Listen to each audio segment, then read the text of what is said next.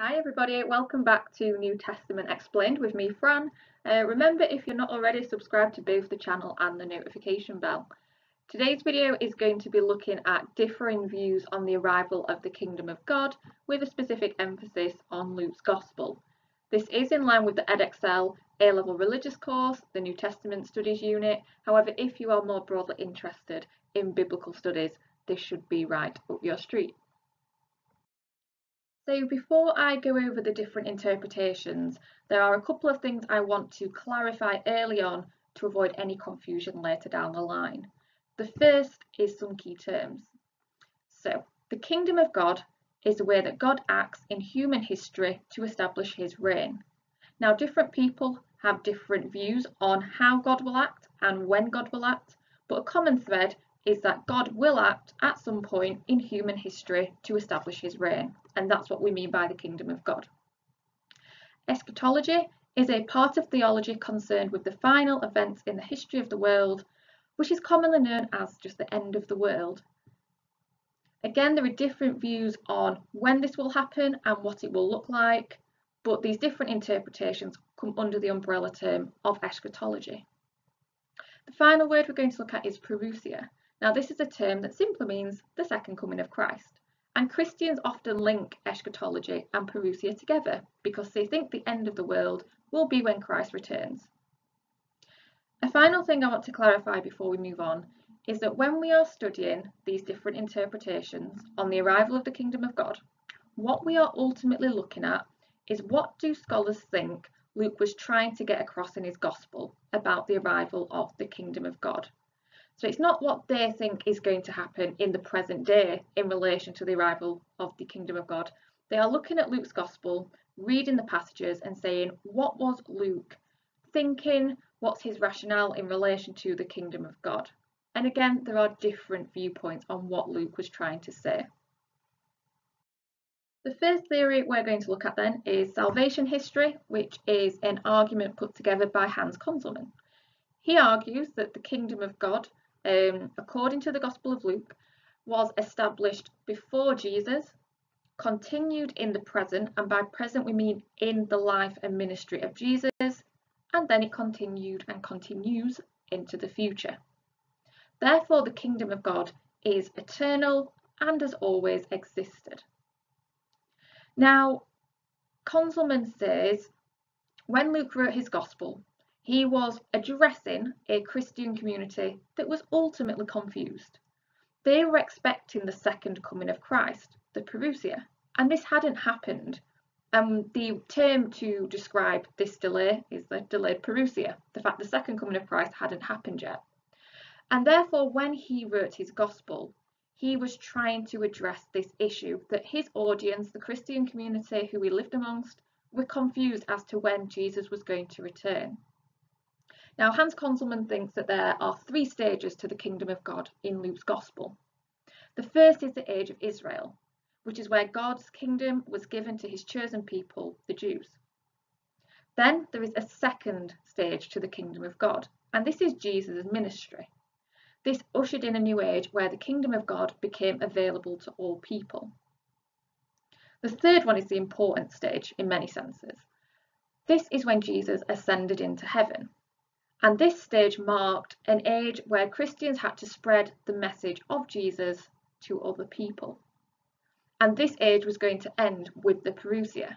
And now what Luke tried to get across in his gospel is that his audience needed to be in this for what we call the long haul, i.e. a long time. Jesus' second coming was not imminent. It wasn't going to happen at any day, any week. It was something that would happen a while down the line. And therefore, Christians, his audience, had to continue and persevere in spreading the message of Jesus until that point. That is his theory. Now, it's not without criticism. Ian Marshall, in particular, has criticised this theory, and he says, if you read Luke chapter 21, it doesn't fit into this theory. Luke 21 is what we call apocalyptic. It suggests there's going to be a future point where the world will end. Kind of the images we have in our head when we think of the end of the world, doomsday, the apocalypse. And if you read Luke 21, that becomes quite clear quite quickly. And a quote we've got on the board on this slide is that this generation will certainly not pass away until all these things have happened. So Ian Marshall looks at this theory and goes, Luke 21 doesn't add up to this theory. So that is salvation history, and that is a theory by Hans CONZELMANN. The second interpretation we're going to look at then is that of Charles Dodd, and it is called realised eschatology. Now, Charles Dodd thinks that the kingdom of God was made known to people through the life and teachings of Jesus. Therefore, eschatology was not the end of the world as we might assume, but it was a rebirth on earth instituted by Jesus and then continued by his disciples. It's a historical phenomenon in that it has a start date, the ministry of Jesus, rather than being trans-historical, which is what Hans CONZELMANN thinks, in that the kingdom of God is eternal. So by present, a present kingdom of God, we don't mean present day to us, so 2020 is the day this recorded. What we mean is it was present at the time of Jesus. So that's an important thing to remember. We don't mean our present day, we mean Jesus' present day. In terms of evidence Charles Dodd uses to support this argument, he says that the kingdom was present, and we can see that in miracles involving exorcism. Secondly, he says, Jesus taught about his present kingdom explicitly, that was available to all and with people now. And you can use passages such as Luke 17:21 and Luke 13:30 to back that up even more. Thirdly, he says that the kingdom of God is described as being in your midst in Luke's gospel.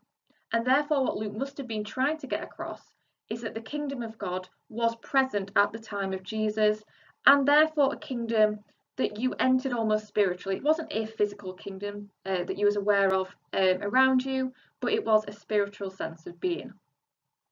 Finally, there is Luke 7:22 that you can also use to support this argument, which states, the deaf hear, the dead are raised, and the good news is proclaimed to the poor.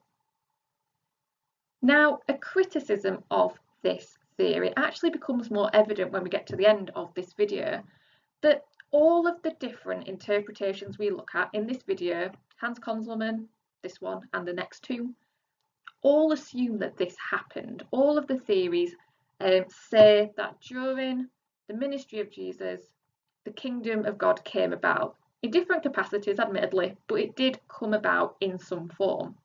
And therefore what people feel is this theory enough? If other people add into it, is this theory adequate? And you could say it's a criticism of the theory overall.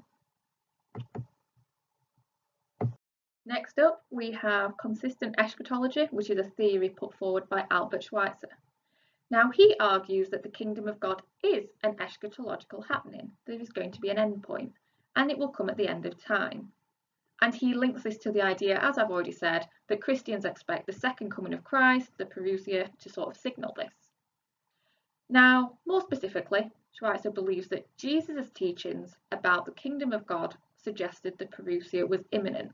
So if you read Luke's gospel, Jesus is trying to tell people in that gospel that the second coming of Christ would happen quite soon after his death, resurrection and ascension. And what he does is he breaks this down, again a bit like CONZELMANN, into sort of different stages.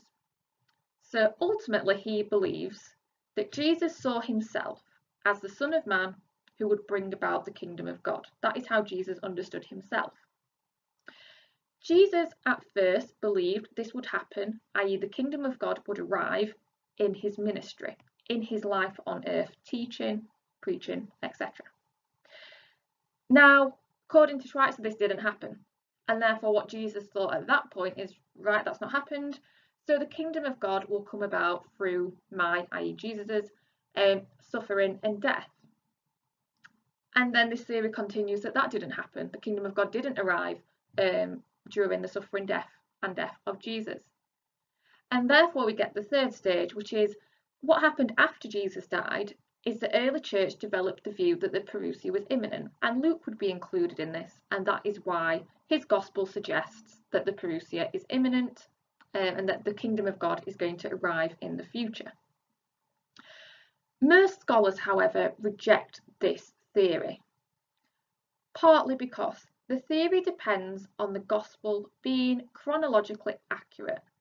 Now, if you look at the gospels side by side, they order passages in a slightly different way. They don't all have the exact same story of Jesus' life and ministry.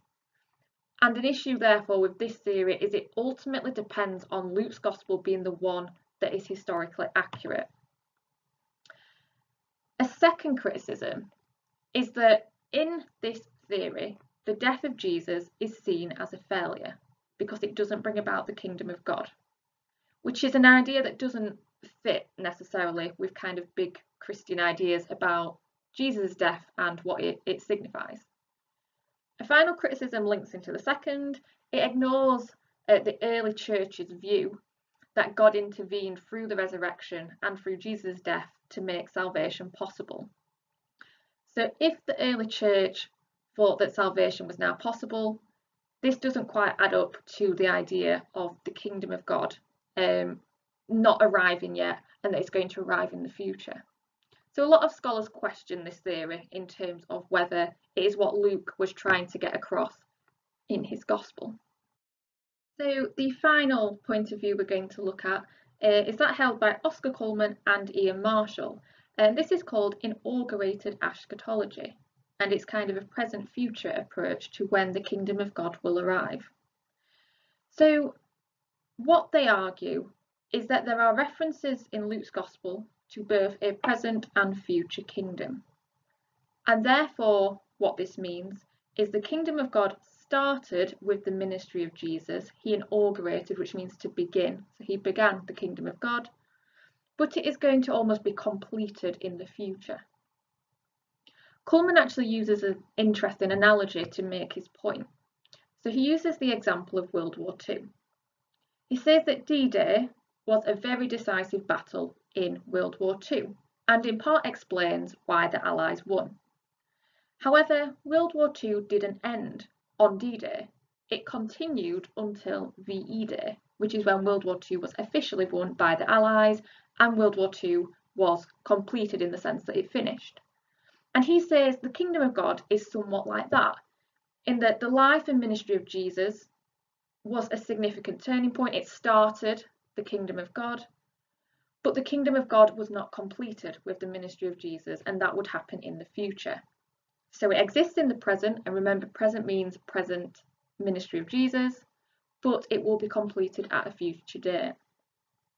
Now, Ian Marshall argues that the kingdom of God was present in the ministry of Jesus as well, but that Jesus himself speaks of a future parousia, when the Son of Man will arrive, when it's least expected. So again, he thinks, looking at Luke's gospel, what we get here is the notion that Jesus' ministry has certainly played a role in the arrival of the kingdom of God. It has started it, but it needs to be completed at a future date.